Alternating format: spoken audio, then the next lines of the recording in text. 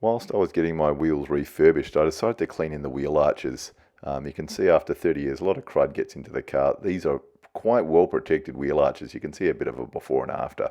So I've done the wheel arches, and while I was there, I also polished out all the creases in the door sills and the lower door sills with the car elevated.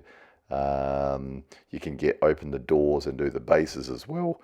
This is not a car that's getting driven every day. So you can see the finished outcome here, and I'm going to show you how to take these trims off. You're able to polish underneath. I will get round to cleaning the underside of the car because this isn't going to be a car driven in the rain. For me, I just like my Mercs and getting them up to speed. So you can see there's a number of attachments of the plastic trims that you can easily remove. Now there are also on the front trims 2 rubber seals. I'm missing the lower ones. They are available from MB and I've ordered them. So you can see all these little, I think they were 10mm. Well, they could have been 8s, apologies. And underneath there is additional screws. I didn't clean that portion yet. This was incomplete at this stage. So taking these off is not overly complicated, particularly if you've got the car elevated, and it allows you to get in there and give them a good scrubbing. You can see that rubber seal on the left side or the outer side, and I'm missing the rubber seal at the front, which which I have purchased. It's on order.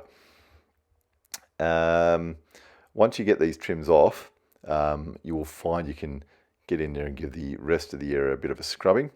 On the back, it's even easier. There's actually only, I think it was the 4 larger 10mm plastic nuts. I'm missing the bottom one, and this is also interesting. You can order these entire sills, and I've ordered the replacement for this one from the Mercedes Classic Centre.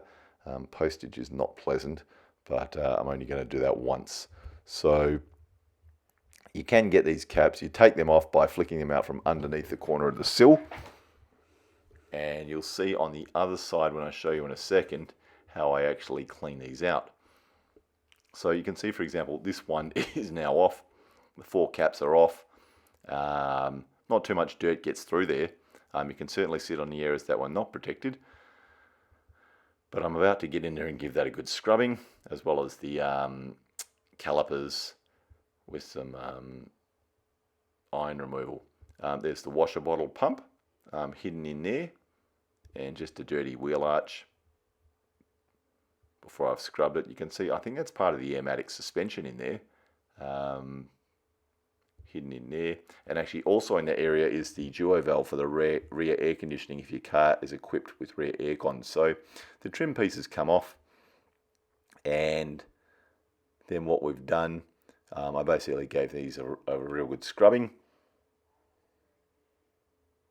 A local Australian product for the underside of the car. I mean, you could probably use any sort of cleaner for this.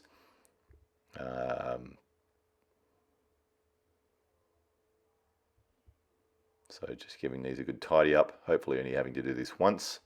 Be very careful with these things. If your car's not been looked after, I'm sure they're very brittle, and they'll easily give way and crack or snap.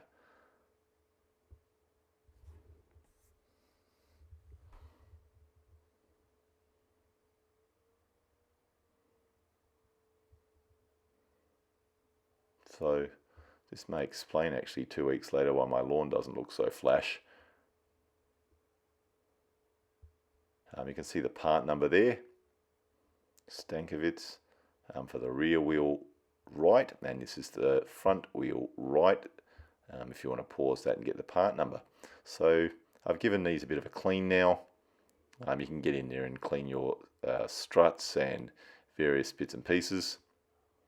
And similarly at the front, given the underside a bit of a clean before I put the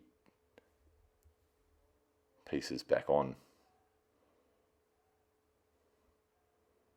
The rear wheel trim only has the 4 to go in, and the only real nuisance value is actually gently flicking in the lips underneath the wheel arches. So I've just put a couple of caps on there to hold it there, then push those portions in. Again, if your car is really old or been abused, I'd be very careful. I imagine that plastic is likely to crack as you flick it in there. So once again, just the 4 10mm plastic caps. It's actually pretty easy to get off. And there we go. After it's been cleaned, looking a lot tidier, and will look better with the new alloy wheels over the top. Then at the front, this is a little bit more fiddly to get back in because you've got a couple of screws to line up there, and there's actually quite a lot of attachments for this one.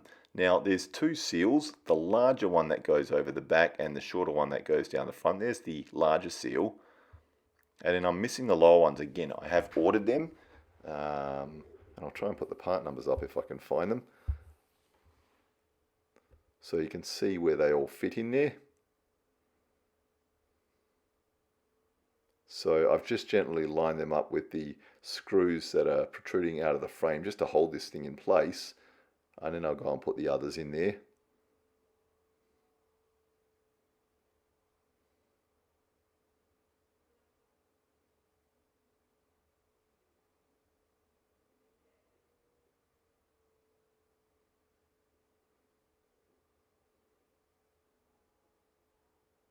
So I've obviously put, I think I put some Aerospace 303 or whatever it was. You can put any sort of vinyl moisturizer, so to speak, on these surfaces. I'm sorry about the dark corner of the garage.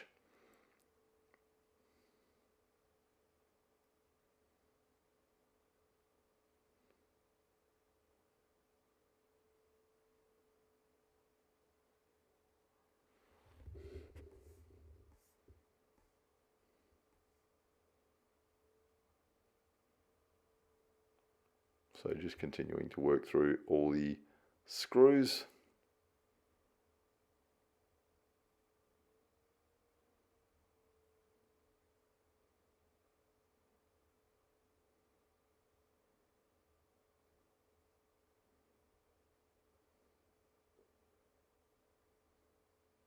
And there we go.